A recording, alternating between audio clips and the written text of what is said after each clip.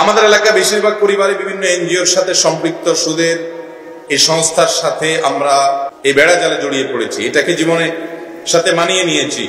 সুদের ভয়াবহতা এবং একটি উত্তরণের উপায় সম্পর্কে যদি কিছু নসিহত করতেন। ভালো মৃত্যুর কিছু আলামত সম্পর্কে বলুন, অর্থাৎ কিভাবে বুঝতে পারবো কারণ মৃত্যুটি ভালো হয়েছে নাকি খারাপ হয়েছে, খারাপ মৃত্যুর আলামত কি। রমজানে কোরআন খতম দেয়া নিয়ে তাড়াহুড়া লেগে যায়। অনেকে বলে আমি 3 খতম দিয়েছি বা 5 খতম দিব। এভাবে খতম দেওয়াটা কতটা সহি? দেখুন, রমজান মাস কোরআন নাজিলের মাস। রমজান কিসের মাস ভাই? কোরআন নাজিলের মাস। এই জন্য রমজান মাসে যত বেশি কোরআন তেলাওয়াত করবেন তত ভালো, যত কোরআন তেলাওয়াত করবেন তত কি ভালো। কিন্তু কোরআন তেলাওয়াত করতে গিয়ে যদি আপনি তাড়াহুড়ো করেন তাহলে সেটা কিন্তু ভালো। আল্লাহ কোরআনে বলেছেন ওয়ারাত্তিলিল কোরআন তারতিলা, তোমরা কোরআনকে তেলাওয়াত করো কিসের সাথে?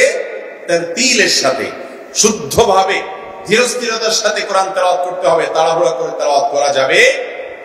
অতএব রমজান মাসে আপনি কোরআন বেশি খতম দিলে ভালো, কিন্তু বেশি দিতে গিয়ে তাড়াহুড়া করার চাইতে আস্তে আস্তে ধীরে ধীরে ভালোভাবে পড়েন, অল্প পড়েন, তাও অধিক সওয়াবের এবং অধিক উত্তম হবে ইনশাআল্লাহ। আমাদের এলাকা বেশিরভাগ পরিবারে বিভিন্ন এনজিওর সাথে সম্পৃক্ত সুদের এই সংস্থার সাথে আমরা এই বেড়া জালে জড়িয়ে পড়েছি। এটাকে জীবনের সাথে মানিয়ে নিয়েছি। সুদের ভয়াবহতা এবং একটি উত্তরণের উপায় সম্পর্কে যদি কিছু নসিহত করতেন। দেখুন, সুদকে আল্লাহ রাব্বুল আলামিন হারাম করেছেন এবং সুদ এমন হারাম যে আল্লাহর জমিনে যত হারাম আছে, বিশেষ করে উপার্জন এবং ভক্ষণ এ সম্পর্কিত যত হারাম আছে, এর মধ্যে সুদের চাইতে ভয়াবহ আর কোনটা নাই। এত জঘন্য যে নিজের আপন মায়ের সঙ্গে জেনা করার চাইতে জঘন্য। কত ডেঞ্জারাস এবং কত ভয়াবহ আবার চিন্তা করেন। এই অপরাধের শাস্তি আল্লাহ রাব্বুল আলামিন তার রাসূল সাল্লাল্লাহু আলাইহি সাল্লামকে দেখিয়েছেন। তিনি অপরাধের শাস্তি দেখেছেন। মেরাজে তাকে দেখিয়েছেন কিভাবে সুদের কারবারিকে শাস্তি দেয়া হবে। পাথর নিক্ষেপ করে রক্তের নদীতে হাবুডুবু খাবে সে, শাস্তি দেয়া হবে।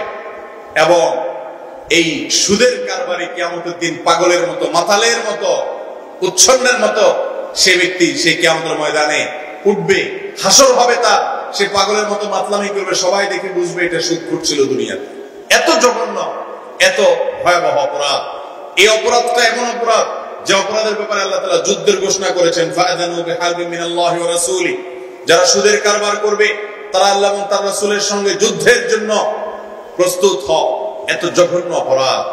শুকর খাওয়া যেরকম অপরাধ, মদ পান করা যেরকম অপরাধ, এবং এরকম আরো যে সমস্ত হারাম আছে, কুকুরের গোশত খাওয়া, অন্যান্য হারাম খাওয়া যেরকম অপরাধ, সুদ খাওয়াটা তার চাইতে বহুগুণ বেশি অপরাধ। আল্লাহ তাআলা আমাদেরকে সুদের এই হারাম থেকে বেঁচে থাকার তৌফিক দান করুন। সুদের কারবার যারা করে বাহ্যিকভাবে হয়তো টাকা পয়সা কামাতেও পারে, কিন্তু এই সম্পদ তাকে দুনিয়াতে কখনো শান্তি দিতে পারে না। সুদের মহাজনদের জন্য আল্লাহ তাআলা দুনিয়াতেই শান্তি হারাম করে রেখেছেন, আখিরাতের শান্তি তো অনেক পরের কথা। আল্লাহ তাআলা আমাদের সবাইকে এই হারাম থেকে বেঁচে থাকার তৌফিক দান করুন। এরপরে প্রশ্ন হলো, ভালো মৃত্যুর কিছু আলামত সম্পর্কে বলুন, অর্থাৎ কিভাবে বুঝতে পারবো কারণ মৃত্যুটি ভালো হয়েছে নাকি খারাপ হয়েছে, খারাপ মৃত্যুর আলামত কি। দেখুন, কার মৃত্যু ভালো হয়েছে, কার মৃত্যু খারাপ হয়েছে, এটা নির্ভর করে ওই ব্যক্তির আমলের উপরে এবং তাকদীরের উপরে। কোন ব্যক্তি ঈমান নিয়ে যদি দুনিয়া থেকে যেতে পারেন, তার গুনাহ এবং পাপগুলোকে যদি আল্লাহর কাছ থেকে মাফ করিয়ে যেতে পারেন, এমন অবস্থা দুনিয়া থেকে গেলেন যে অবস্থা তার আমলনামাতে, তার প্রোফাইলে কোনো পাপ নাই, সবগুলো ক্লিন, ডিলিট হয়ে গেছে, আল্লাহ তাআলা তার তওবা কবুল করে ফেলেছেন, এই ব্যক্তির ভালো মৃত্যু হলো।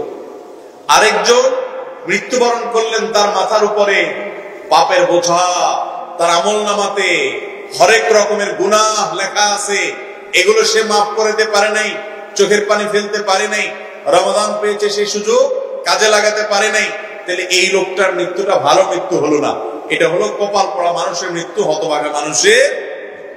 এখন কোন মানুষ ঈমান নিয়ে যেতে পারলো, কোন মানুষ নেকামল করে যেতে পারলো, এটা হলফ করে, নিশ্চিত করে, চূড়ান্ত ভাবে কেউই দুনিয়াতে আমরা বলতে পারবো।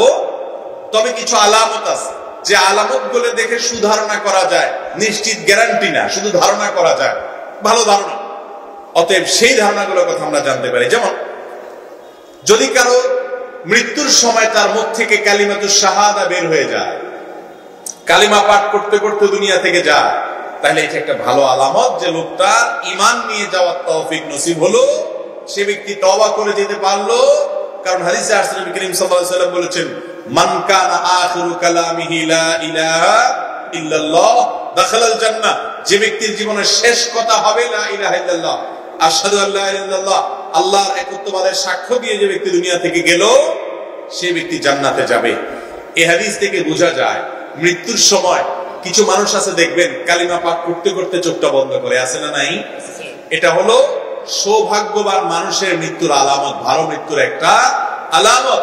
দুনিয়াতে যারা সব সময় আল্লাহকে স্মরণ রাখে, লা ইলাহা ইল্লাল্লাহ এটাকে অন্তরে জায়গা দিয়েছে, একত্ববাদের প্রতি ভালো করে বিশ্বাস করেছে, এই লোকগুলোর মৃত্যুর সময় সারা জীবন যা বলে মৃত্যুর সময় মুখ দিয়ে সেটা বের হয়। অতএব সারা জীবন শুধু পয়সা পয়সা যদি করেন, মৃত্যুর সময় হয়তো ওইটাই বের হবে, আল্লাহ মাফ করুক।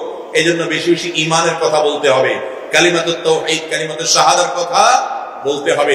আল্লাহ আমাদেরকে তৌফিক দান করুন। ঈমানী মৃত্যু এবং ভালো মৃত্যুর দ্বিতীয় আলামত হলো কপালে মৃত্যুর সময় ঘাম চলে আসা। এই সম্পর্কে হাদিসে আছে, নবী করিম সাল্লাল্লাহু আলাইহি ওয়াসাল্লাম বলেছেন যে ঈমানদারের কপালে মৃত্যুর সময় ঘাম বের হয়। যে ব্যক্তির মৃত্যুর সময় তার কপালে ঘর্মাক্ত হয়েছে, কপাল ঘাম বের হয়েছে, সুধারণা করতে পারেন যে লোকটার ভালো মৃত্যু হয়েছে, ঈমানের মৃত্যু হয়েছে। কিন্তু এগুলোর আলামত শুধুমাত্র, এগুলো দিয়ে কোনো নিশ্চয়তা আপনি শতভাগ নিশ্চিত হতে পারবেন না যে হ্যাঁ সেই লোকটা জান্নাতে প্রবেশ করে গেছে। এটা দেখে আপনি সার্টিফিকেট দিতে পারবেন না, শুধু সুধারণা করতে পারেন। 3 নম্বর, জুমার দিন যদি কারো মৃত্যু হয়, বৃহস্পতিবার সূর্য ডুবার পর থেকে নিয়ে শুক্রবার সূর্য অস্ত যাওয়ার আগ পর্যন্ত এই 24 ঘন্টার ভিতরে যদি কারো মৃত্যু হয়, ওফাত হয়, এটা তার ভালো মৃত্যুর একটা আলামত।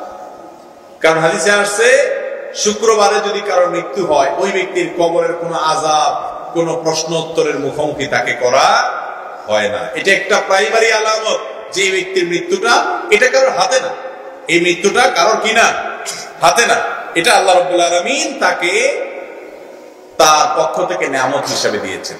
অতএব তিনি ভালো কাজ করলে হয়তো কোনো একটা ভালো কাজের কারণে আল্লাহ তাআলা তাকে এই নিয়ামত দিয়েছেন। এই জন্য জুমার দিনের মৃত্যুটা একটা ভালো মৃত্যুর আলামত। ভালো মৃত্যুর আরেকটা আলামত হলো ইবাদতরত অবস্থায় মৃত্যুবরণ করা। ইবাদতরত অবস্থায় কিছু মানুষ দেখছেন সিজদায় গেছে, দুনিয়া থেকে চলে গেছে, আছে না নাই? রুকুতে গেছে আর উঠে নাই, আল্লাহর রাস্তায় জিহাদ করছে, এই অবস্থা দুনিয়া থেকে চলে গেছেন। এটা হলো আলামত ভালো মৃত্যুর। 5 নম্বর হলো ভালো মৃত্যুর আলামত হলো কোন মহামারীতে আক্রান্ত হয়ে মৃত্যুবরণ করা। কারণ হাদিসে আসছে যে ব্যক্তি মহামারীতে আক্রান্ত হয়ে মৃত্যুবরণ করবে, সে ব্যক্তিকে শাহাদাতের মর্যাদা দেওয়া হবে। এরকম মহামারীর পাশাপাশি আরো কিছু মৃত্যুকে নবী করিম সাল্লাল্লাহু আলাইহি ওয়াসাল্লাম শাহাদাতের মৃত্যু বলেছেন। পানিতে পড়ে, পানিতে ডুবে, আগুনে পুড়ে, কোন গায়ে বা কোনো কিছুর নিচে চাপা পড়ে আকস্মিক যে মৃত্যুগুলো হয়, এগুলোকে শাহাদাতের মৃত্যুর কথা বলা হয়েছে। এই মৃত্যুগুলোকেও যদি ঈমানদার ব্যক্তির এরকম মৃত্যু হয়, সেটাকে আপনি ভালো মৃত্যু হিসেবে ধরে নিতে পারেন। 6 নম্বর, মেয়েদের জন্য সন্তান প্রসব করা অবস্থায় করার সময় যদি মৃত্যুবরণ করেন, সেটাও ভালো মৃত্যুর আলামত। কারণ মায়েরা সন্তান প্রসব করতে গিয়ে যদি দুনিয়া থেকে মারা যান, সেটাকে হাদিসের ভাষায় শাহাদাতের মৃত্যু বলা হয়েছে। এগুলো হলো মোটামুটি ভালো মৃত্যুর আলামত। আল্লাহ রাব্বুল আলামিন আমাদের সবাইকে, আমরা যেন ভালো মৃত্যু নসিব হয় আমাদের, আমরা যেন ঈমানের সাথে যেতে পারি, নেক আমলের সাথে যেতে পারি, সেই তৌফিক আল্লাহ তাআলা আমাদের সবাইকে দান করুন।